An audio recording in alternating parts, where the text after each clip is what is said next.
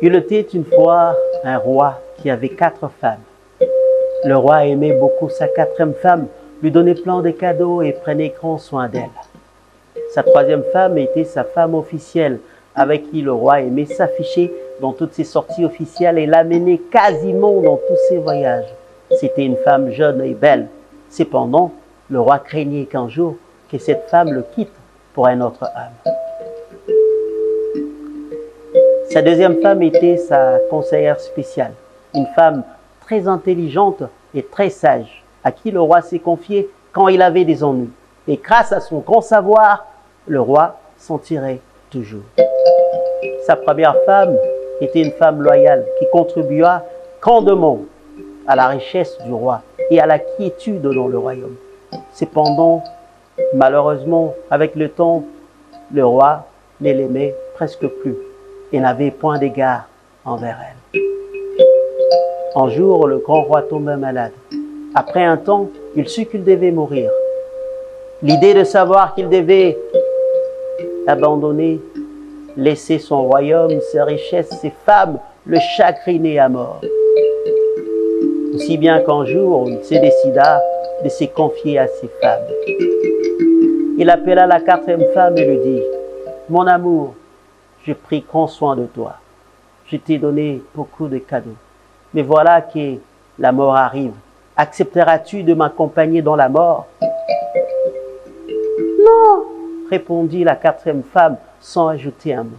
Le roi fut chagriné par la réponse méchante de cette femme. Le second jour, il appela la 3e femme et lui dit: « Chérie, je t'ai amené partout dans mes voyages, mais voilà que mon voyage ultime, la mort, arrive. Accepteras-tu de voyager avec moi dans la mort? » « Non, je suis encore jeune. D'ailleurs, quand tu mourras, je me remarierai. » Le roi fut chagriné par cette méchante réponse de la part de cette femme. L'autre jour, il appela alors sa 2e femme. Mais malgré son grand amour et son attachement envers le roi, elle aussi refusa et dit au roi: « Je t'organiserai un grand funérail, mais il n'est pas question que je meure avec toi. » Dans son chagrin, le roi s'est mis à pleurer, à pleurer. Il pleurait amèrement.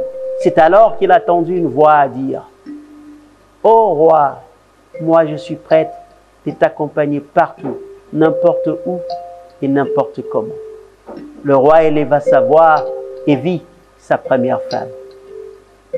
Elle était maigre, elle paraissait souffrir de la malnutrition. Le roi éleva alors la voix et dit: « Il avait fallu que je prenne soin de toi. J'ai pris soin de ces femmes qui aujourd'hui ne veulent plus de moi. » Vous savez, nous tous, nous avons ces 4 femmes. La 4e femme, c'est notre avoir, notre maison, notre voiture et tout ce que nous avons.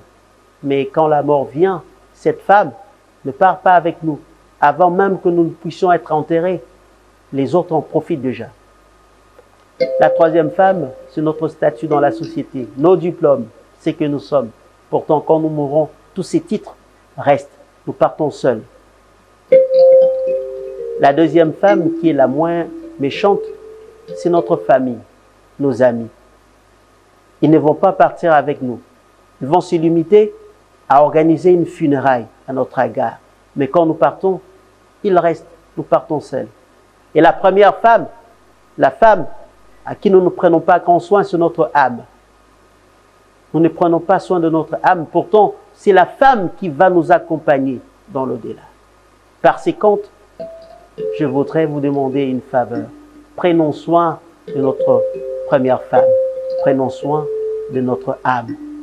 Car seule notre âme va nous accompagner au-delà.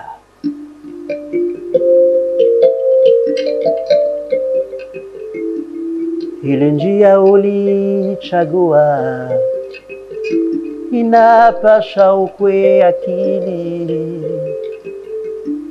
Watu wengi wanatafuta kufika yulu na heshima.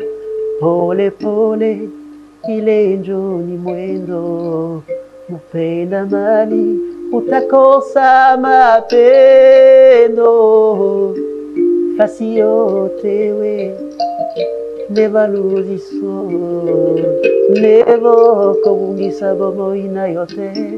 Fasi yote we never lose his soul, never, never, yeah.